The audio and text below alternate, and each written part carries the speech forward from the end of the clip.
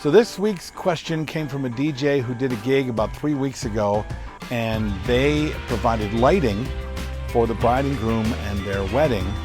And what they told me was that when they got to the facility, the facility was starting to mess with the design of the lighting that the bride and groom wanted. They told the caterer, they told the guy doing the lighting he couldn't do it that way. And then the photographer came in and he had a problem with the lighting that he was providing with everybody.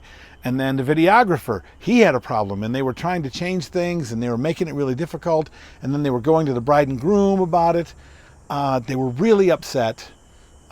Boy, those photographers, those other vendors, they just don't understand that I'm trying to provide something for the bride and the groom. Okay. Hi, it's Bill. This is Creative License. My sponsor is Electro-Voice, DJ Event Planner, Promo Only, Disc Jockey News, and of course my workshop, The Entertainment Experience. So, what do I think of that? I think, and those of you that watch the show won't be surprised, but I think that the DJ didn't do his due diligence.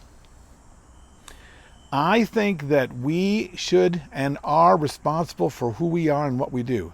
We need to be responsible for how things show up for the client, and we need to be responsible for the things that are going to happen, so we need to get ahead of those things. And if the DJ was butting heads with the photographer, the videographer, and the caterer, then the DJ did not discuss the lighting with any of those people. He gave no thought to how what he was doing was going to affect somebody else's job. Okay? Because of his work with lighting, because there was not a discussion, it made it more difficult for the photographer and the videographer and the caterer to deliver on their service. Now, is that your problem? I don't know that it completely is our problem, but if you take on that you are responsible for how the event goes, and that we might have problems at the event because there's pardon the expression, a pissing contest between you and the other vendor that goes right to the bride and groom on their day, then, you're kind of responsible for that. Because you could have and should have talked to them. Do you really believe that what you do in that room, when it comes to the staging of the room, the way it looks, is not going to affect what a photographer can do in that room? The kind of things they have to deliver. Shouldn't they get an idea of what you're going to have and what you're going to bring? Some of them are not going to care. But at the very least, a courteous phone call will get you a lot of points with the photography community. Same thing with videography. I don't really know if I remember why the caterer had a problem with it, but they did. And they may or may not have had a good point. And the other vendors may or may not have had a good point too. But this could have been avoided if you take into consideration that when you adjust how the room looks, what you are doing now affects other vendors, right? It's not just because it's going to make you look good.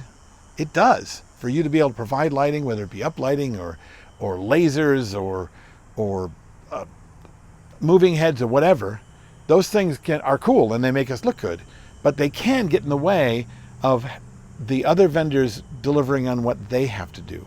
And if you don't have a discussion with them, then they can't collaborate. They can't be ready for you when you arrive. You can't adjust on the fly usually. All you got to do now is on the day of the event is be mad about it, turn off a light and go, I'm going to tell the bride and groom that we're going to have a thing, and the bride and groom might be unhappy because I couldn't do a light. Okay, but not the day of.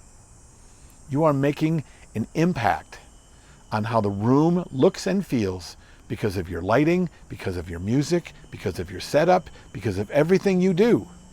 And if you're not reaching out to those other vendors, then that's not courteous, right? And it creates a problem that does not have to exist because you didn't take the time to talk to anybody. So my advice, cover your bases, right? Reach out. Before I even sell any kind of lighting, I'm sure that I talk to the bride and groom and let them know that I'm going to have to talk to their photographer, the videographer, and the space to find out what I can get away with and what's going to work well with everybody before I sell them any lighting. It may not sell me as much lighting, but it certainly gives me a lot more of a professional way about me when it comes to how other vendors speak about me. What do you think of this? Have you dealt with these problems? And when you have, how did you handle it? Let me know in the comments below. Until next time, this is Bill. This is Creative License.